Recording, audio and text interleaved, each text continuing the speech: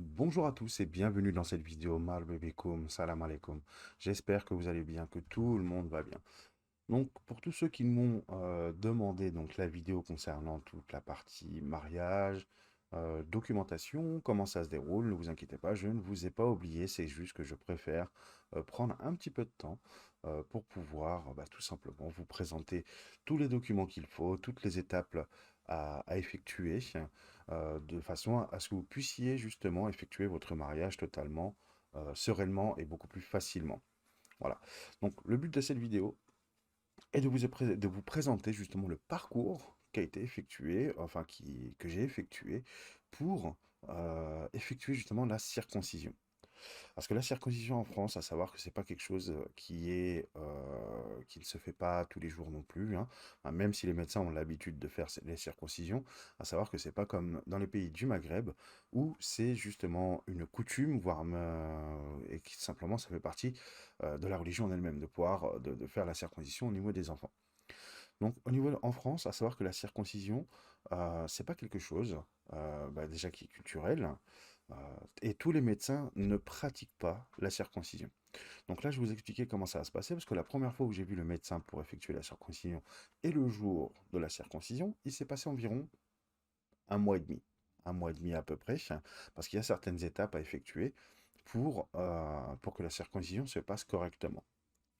Donc, à savoir les différentes façons de pouvoir effectuer une circoncision en France. Donc, il y a donc deux possibilités, enfin trois possibilités. Soit c'est d'ordre religieux, soit c'est d'ordre médical, c'est-à-dire que vous avez malheureusement eu un virus ou une bactérie qui ne se soigne pas.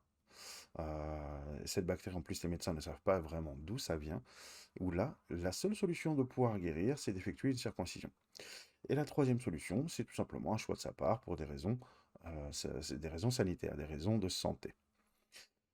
Donc, pour pouvoir savoir, lorsque vous souhaitez faire, comment dire, la circoncision, pardon, pour des raisons religieuses, à savoir que ça va pas forcément être facile de trouver un chirurgien qui accepte de le faire, parce que tout le monde n'accepte pas de faire de la circoncision pour des questions religieuses. Donc pour savoir et trouver le médecin qui va vous permettre de le faire, faut tout simplement les appeler. Il faut appeler beaucoup de médecins, enfin, il faut appeler tous les médecins, tous les chirurgiens, et tout simplement leur poser la question, savoir s'ils font la circoncision pour des raisons religieuses. Donc, une fois que cette étape a été effectuée, donc vous allez avoir un premier rendez-vous avec votre médecin qui va faire tout simplement un diagnostic euh, de votre santé en général. Et à partir de là, vous allez avoir un rendez-vous enfin, vous allez avoir une date à laquelle vous allez être, comment simplement opéré, où vous allez subir justement la circoncision. Donc, entre-temps, le médecin va vous demander plusieurs choses, notamment en France et actuellement, on va vous demander donc d'effectuer une prise de sang. La deuxième chose, c'est qu'on va vous demander aussi de faire un test PCR quelques jours avant votre circoncision. Donc, à savoir que là, aujourd'hui, on est en 2021. 2021, il y a eu le coronavirus qui s'est passé. Je ne sais pas exactement à quel moment vous allez regarder cette vidéo. Enfin, donc, si vous êtes on est encore en cas de crise sanitaire, à savoir que toutes les opérations le jour de votre opération, vous allez devoir présenter un test PCR qui a moins de 3 jours. Donc, une fois que le test PCR et que vos analyses de sang ont été effectuées, à savoir que vous allez avoir aussi un rendez-vous avec ce qu'on appelle un anesthésiste. L'anesthésiste, c'est le médecin qui est spécialisé euh, sur l'endormissement. C'est-à-dire qu'il va vous poser aussi des questions, vous allez avoir aussi un dossier à compléter concernant justement ce rendez-vous avec le médecin. Vous allez avoir quelques questionnaires à remplir, notamment si vous avez eu des problèmes de santé, si vous avez des allergies, est-ce que vous fumez, si oui, combien de cigarettes par jour. Vous allez avoir tout un tas de questions comme ça qui va permettre justement à l'anesthésiste de pouvoir calculer euh, la dose comment je pourrais vous dire, de sérum, hein, du liquide qui va vous injecter dans le corps pour que vous puissiez être endormi sans que ça nuise à votre santé. Donc la partie anesthésiste est vraiment très important dans ce type d'opération. Donc, une fois que vous avez complété donc, le dossier, vous avez pris votre rendez-vous avec l'anesthésiste, vous allez avoir aussi à remplir un document qui est l'admission auprès de la polyclinique. Enfin, moi, j'étais au niveau d'une polyclinique, mais que ce soit à l'hôpital ou dans une clinique, vous allez avoir un dossier d'admission. Ce dossier va tout simplement permettre à l'hôpital de pouvoir vous réserver une chambre et de faire en sorte que toute la partie réveil, hein, au moment après l'opération, se déroule correctement. Que vous ayez une chambre à vous, après libre à vous de prendre une télévision, de prendre vraiment ce que vous désirez. Mais en fait, l'objectif de tout ça, c'est que l'opération et le jour de l'opération, tout se déroule vraiment correctement. Que vous ne soyez pas sans chambre, que vous ne soyez pas dans le couloir, sur le lit à vous réveiller. Non. Tout est prévu pour que vous puissiez être le mieux possible, le plus à l'aise possible, au niveau de l'opération. Donc, une fois que, que tout ça c'est fait, vous avez pris votre rendez-vous avec l'anesthésiste, il va falloir aller justement à l'hôpital.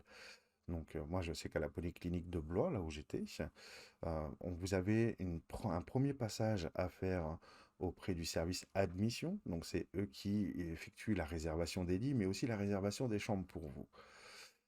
Une fois que vous avez pris rendez-vous avec eux, vous allez avoir un petit questionnaire, donc nom, prénom, numéro de téléphone, adresse mail, mais aussi quelle personne on doit contacter en cas de besoin. Donc, vous allez avoir tout un tas d'informations à communiquer auprès de l'hôpital pour que votre admission se passe vraiment correctement. Une fois que vous arrivez le jour de l'opération, donc vous avez une heure, vous avez un rendez-vous. Moi, j'avais rendez-vous à 7 heures du matin, il fallait que je sois à l'hôpital à 7 heures du matin pour commencer tout simplement mon admission. Donc, à 7 heures, je suis arrivé euh, au niveau de l'hôpital. On m'a dit, bon, bah voilà, tu vas dans cette chambre-là il y a un médecin qui va venir te voir. Donc, je suis rentré à l'hôpital, enfin, je suis rentré dans la chambre. J'avais une chambre individuelle, comme vous avez pu le voir sur les vidéos qu'Ajara vous a présentées. Une fois rentré dans la chambre et que le médecin est arrivé, elle m'a tout simplement expliqué comment ça allait se dérouler. Elle m'a expliqué comment ça allait fonctionner dans la journée. Donc il fallait que je me déshabille. Elle m'a donné les blouses qu'il me fallait pour pouvoir être directement sur la table d'opération. Et elle m'a posé aussi quelques questions concernant le jour même, savoir si j'avais, comment dire, des problèmes de respiration, si j'avais bien respecté le jeûne, parce qu'il y a un jeûne à effectuer aussi avant les opérations. Par exemple, moi, j'avais rendez-vous le matin, je n'avais plus le droit de boire, ni de manger, ni de fumer. Je crois que c'est à partir de minuit, le jour d'avant. Donc voilà, donc on ne peut pas faire n'importe quoi, on ne peut pas arriver en ayant pris son petit déjeuner, c'est pas possible, sinon l'opération ne pourra pas s'effectuer. Donc ça, c'est un point vraiment important à conserver, à garder en tête lorsque vous souhaitez justement faire euh, une circoncision. Ce qu'il va falloir aussi, donc en fait, c'est pas ce qu'il va falloir, c'est que le médecin, une fois que je suis rentré dans la chambre, donc elle m'a donné tout ce qu'il me fallait pour pouvoir passer sur le bloc opératoire, elle m'a posé toutes les questions. Et je devais tout simplement totalement me déshabiller et mettre la blouse qu'il me fallait pour pouvoir tout simplement aller au bloc opératoire. Donc je me suis allongé dans le lit et il fallait tout simplement que j'attende ce qu'on appelle des brancardiers. Donc ce sont les personnes qui prennent justement les lits et qui vous emmènent au bloc opératoire. Donc même pas 10 minutes après, hein, ça a été vraiment très rapide, hein. Donc le brancardier est arrivé, il m'a reposé encore quelques questions. Donc, vous allez savoir que pour être sûr que tout se passe bien, vous allez avoir une série de questions. Ça va être exactement les mêmes questions. On va vous poser ces questions-là au moins 2, 3, voire 4 fois. Il me semble qu'on me les a posées 4 fois, ces questions-là. Est-ce que vous avez fumé? Est-ce que vous avez mangé? Est-ce que vous avez des problèmes respiratoires? Est-ce que votre test PCR est négatif ou positif? Parce qu'ils n'ont pas forcément... ils l'ont sur le dossier, mais ils lisent pas forcément tout. Donc voilà. Donc le brancardier m'a emmené donc dans un bloc opératoire, où j'ai vu tout simplement un médecin qui m'a mis en place une perfusion. Une perfusion, vous savez, c'est l'aiguille qu'on vous plante dans la main là, qui est branchée avec un grand tuyau là qui est branché à une petite poche. qui est branché, excusez-moi, parce que tu vois, vous voyez, il y a le cadre là qui bloque, qui est bloqué, qui est accroché à une poche de médicaments. Donc voilà. Une fois que ça s'est fait, on m'a emmené dans la salle d'opération où là j'ai vu l'anesthésiste. Donc l'anesthésiste, qu'est-ce qu'il a fait? Donc il a tout simplement voulu m'endormir la partie basse. Donc il a fait exactement comme pour les femmes qui vont accoucher. Pour les femmes qui vont accoucher, en fait, on endort une partie du bas pour bah, que, que l'accouchement ne soit pas trop douloureux.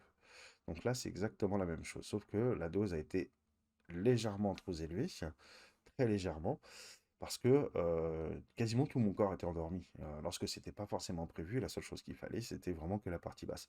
Mais lorsque j'étais sous anesthésiste, euh, bah, c'est comme si que j'avais pris de la drogue, j'avais le cerveau qui tournait, j'étais vraiment, j'étais pas totalement conscient de ce qui se passait. Donc à savoir que grâce à l'anesthésie, au niveau de la circoncision, on ne sent mais strictement rien. Je n'ai vraiment rien senti au moment de l'opération. Donc l'opération a duré une petite demi-heure à peu près, environ 30 minutes, parce que je suis rentré, donc à 7 heures, je suis rentré à l'hôpital, 7h15, 7h20, je suis rentré dans ma chambre, à 7h30, on m'a emmené au bloc opératoire, vers 8h moins le quart, on a effectué l'anesthésie, et à 8h, on a effectué le médecin, le chirurgien, est arrivé pour effectuer tout simplement la circoncision. Une fois que c'était fait, donc 30 minutes après, on m'a emmené au bloc de réveil, hein, bloc de réveil. Donc c'est un endroit où, après les opérations, on t'emmène pour attendre un petit peu, te donner un médicament, afin que tu puisses retrouver l'usage. Bah là, dans mon cas, c'était l'usage des jambes. Donc il fallait attendre un petit peu. Dès que j'ai commencé à pouvoir bouger un petit peu les jambes, donc là on m'a dit bon bah c'est bon, l'anesthésie est en train euh, comment dire, de ne plus faire effet. Donc tu peux retourner dans ta chambre. Donc il y a un autre brancardier qui est arrivé, il a pris mon lit, il m'a ramené dans la chambre. Et là, on a vraiment attendu pendant très longtemps. Je crois qu'on a attendu plus de 4 heures pour que je puisse réutiliser, avoir le mouvement au niveau de mes jambes. Et là, ça a été long. Ça a été très très long. Et toujours pas de douleur au niveau de l'opération, hein. Les douleurs n'arrivent pas forcément le jour même. Il y a juste une sensation bizarre. C'est vrai qu'on le sent, on sent qu'il s'est passé quelque chose, mais il n'y a pas de douleur. Dès le lendemain, donc c'est là qu'on a effectué, c'est là où j'ai commencé vraiment à sentir la difficulté et les douleurs au niveau, comment dire, simplement des douleurs. Des douleurs, c'était gênant, j'avais du mal à marcher, je ne pouvais pas faire tout et n'importe quoi. Donc après, par la suite, donc comme vous avez pu le voir au niveau des vidéos d'Ajar, il y a un moment, ça s'est pas forcément très très bien passé. Donc il y a eu un petit peu de saignement, j'ai été aux urgences. Donc ils m'ont tout simplement indiqué que c'était tout à fait normal qu'il y ait un petit peu de saignement et ainsi de suite. Bon bah après c'était juste un petit coup de panique, hein. Un petit coup de panique, puis on est retourné, on a été, on est retourné aux urgences. Donc voilà exactement comment se passe une circoncision. Donc pour ceux à qui ça intéresse, n'hésitez pas à me poser des questions tout simplement dans l'espace commentaire. Donc je vous fais de gros bisous. Comme je disais tout à l'heure, ne vous inquiétez pas. Je pense à vous au niveau de au niveau de la vidéo concernant tout ce qui est administratif, hein, sur le mariage et tous les documents qu'il faut. Donc si tu as aimé cette vidéo, n'hésite pas à mettre un petit pouce bleu, like la vidéo, partage-la et surtout abonne-toi si tu n'es pas abonné, ça ne me coûte rien et en plus c'est totalement gratuit et moi ça me soutient énormément.